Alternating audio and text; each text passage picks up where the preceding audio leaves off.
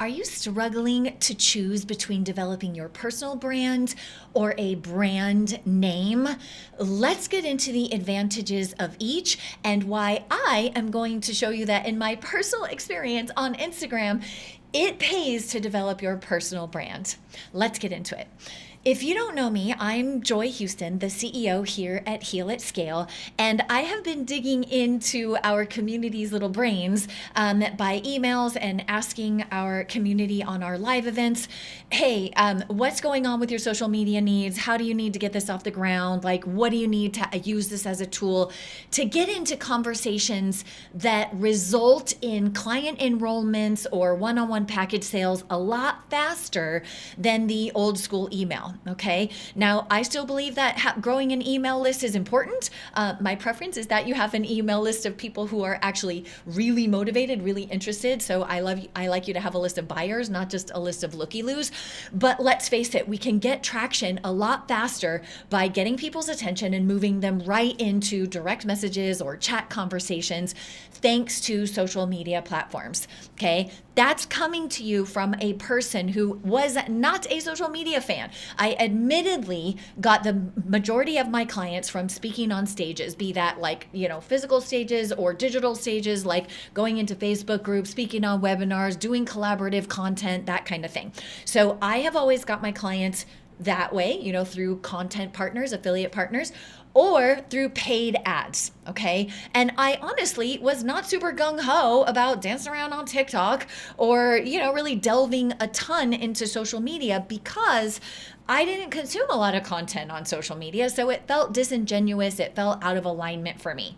So if you're feeling that way, like, oh, I wasn't born in the generation where we came out of the womb with cell phones in our hands and we were entertaining ourselves, if that's you and you're feeling like, okay, I know I need to get into social media, but I'm not exactly sure where to start, you might be wondering whether or not you should grow your personal brand, meaning your own name, or whether you should develop your following and your audience under a brand name, okay?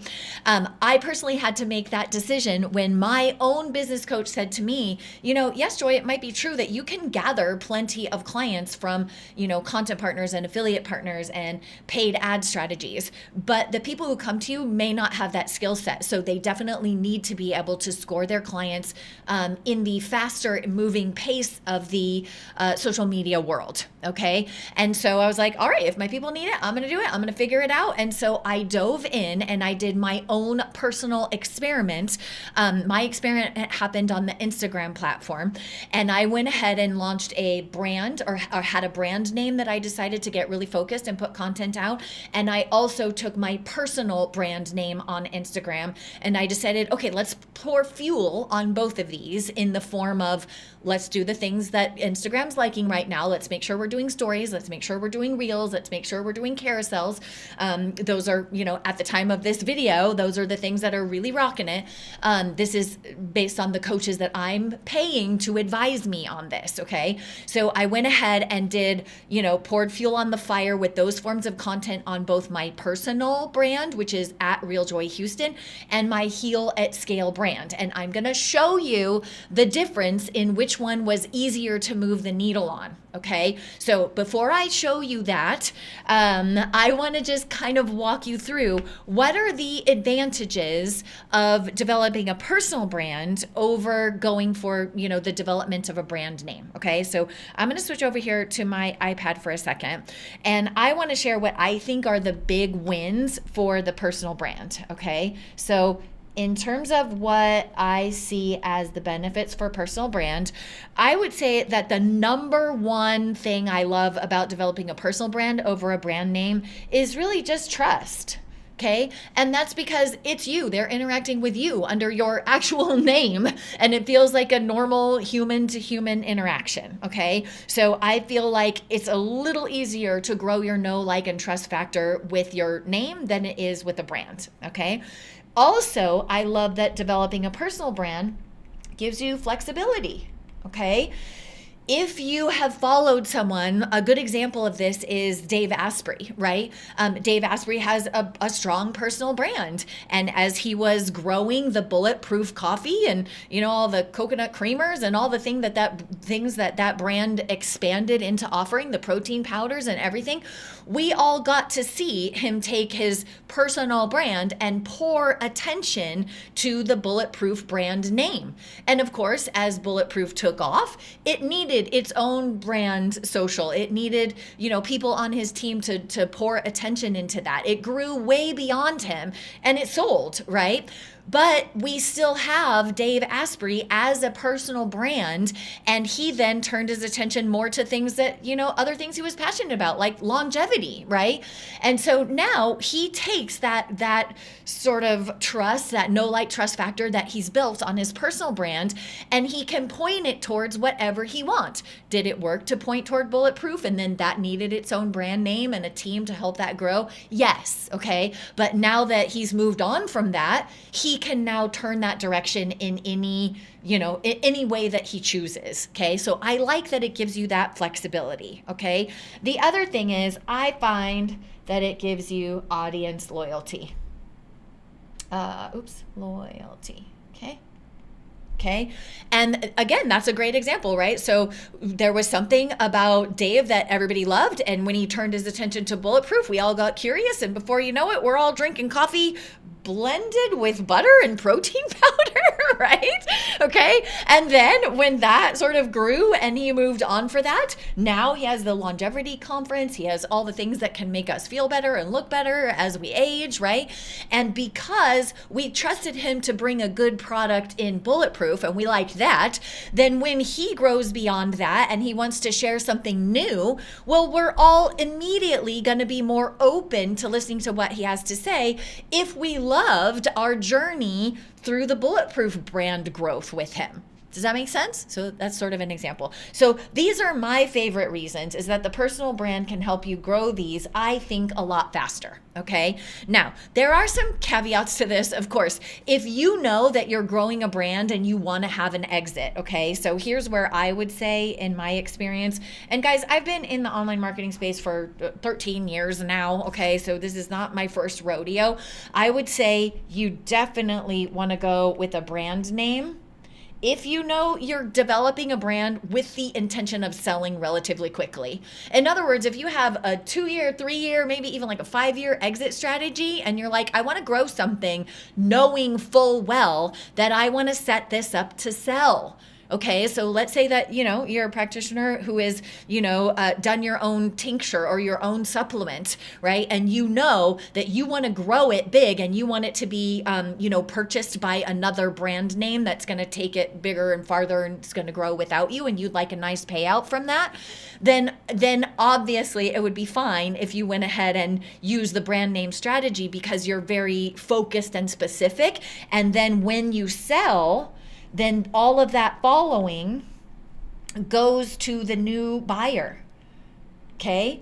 So if that's what your strategy is, it will help your evaluation when the person gets to buy that brand name from you. Well, they're automatically going to step in and assume your social media profiles and your email list. They're going to just swoop in and take that over. Okay? Now think about that though. If they swoop in and take that over, that doesn't leave you with any audience to start your next project with, okay? So you can start to see here that there are advantages to both, right? If you know that you want out and you want the valuation to be there, then yeah, you're growing a brand name knowing that you're gonna hand that following and all of its handles and platforms over to the new buyer. Whereas if you do your personal brand, I personally think this is gonna help you grow these elements faster, right? So if this is, getting the traction, giving traction that you've built over to the buyer of your brand is something that's important to you, then I think, yeah, go with the brand name, okay? But if this is like, hey, this is me and I love what I do and I'm always gonna be me, then why not take advantage of how much faster you can grow trust and loyalty. And then you know into the future, you have complete flexibility. Okay? Because while you're passionate about this brand now, if you grow and evolve and you change and you want your audience to ride with you on that roller coaster and discover new things that you do, new offers, then you would be better developing a personal brand. Okay? So that's my case for the personal brand.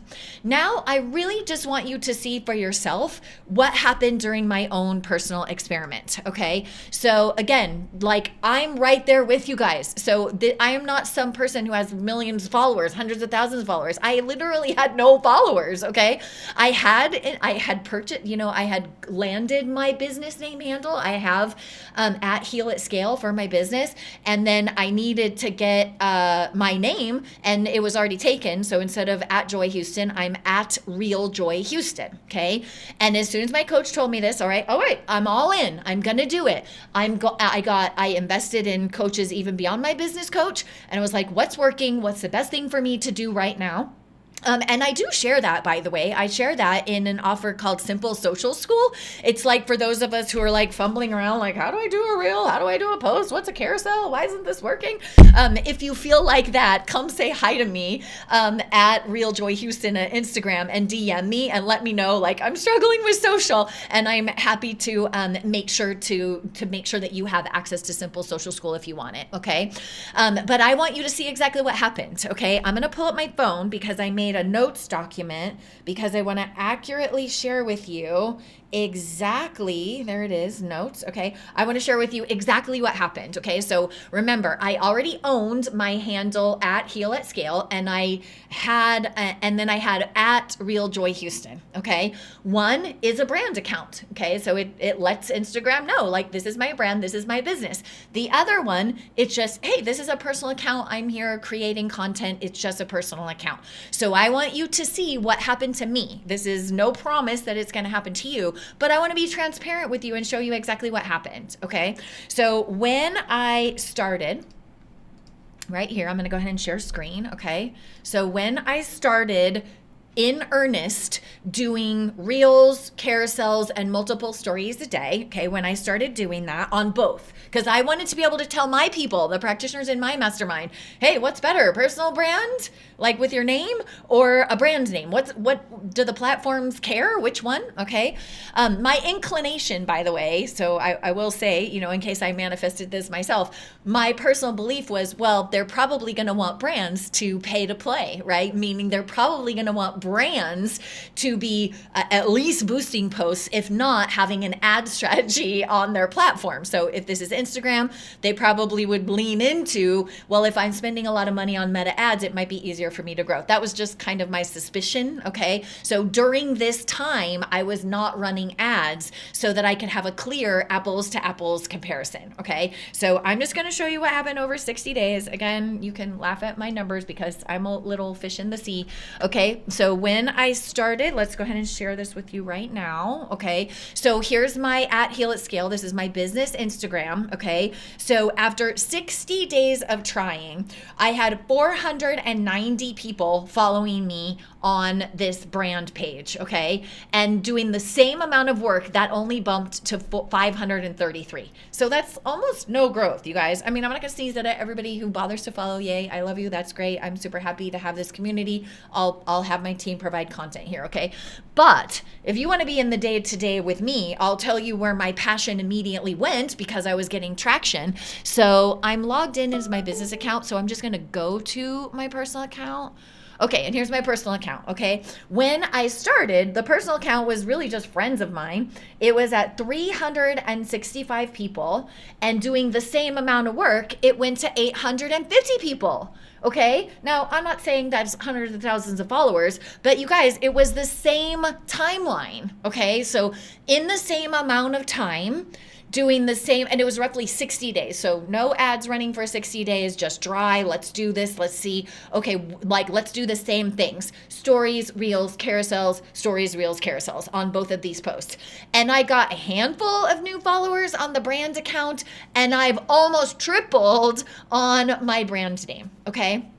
I will also just reveal, for those of you who are a little hesitant to do the personal name, I will share what I think is really moving the needle. And this is covered in Simple Social School. There's a very clear strategy for making this work, for tripling, for continuing to triple and quadruple your following.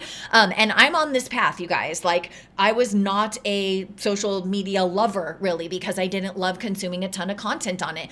But now that I have personally experienced how much faster the conversation moves in the social media space, from interested in a piece of content to engaging to the chats to enrolling in something that works for them, whether it's a self-study course, whether it's one of my live group programs, whether it's working with me one-on-one, or being in Practitioner Accelerator, our 3-year program with a 1-year commitment, any of those things. Like, the timeline is shrinking way down when I interact with people as myself, just my personal name, on my personal brand. When I interact with people, that timeline is much more compressed.